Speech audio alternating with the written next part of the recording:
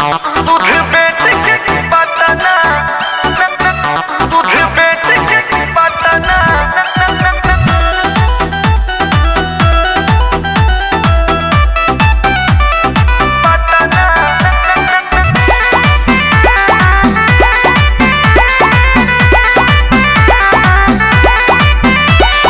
रहल गरीब कैसे हो गईल धन हो, कैल ह चोरी की बेचल न हो।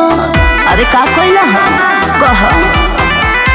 रहल गरीब कैसे हो गईल धन हो, कैल ह चोरी की बेचल न हो।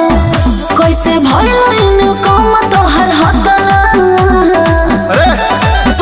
दूध बेच के कमाल नियताना कि दुई काठा खरीद लेनी पटना, कि दुई काठा खरीद लेनी पटना। बड़ी पसंद बोल जा। अच्छा कालिका स्टूडियो आरा पटना।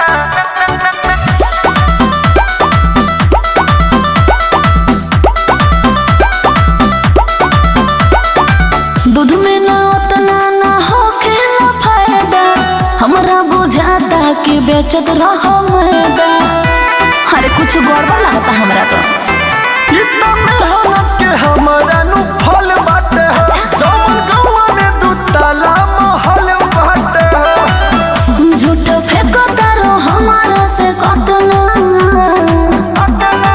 तो दूध बेच के कमाल नियताना कि दुई काठा खरीद लेनी पटना, अच्छा। कि दुई काठा खरीद लेनी पटना। सच होता पटना, पटना, दुई काठा खरीद लेनी पटना।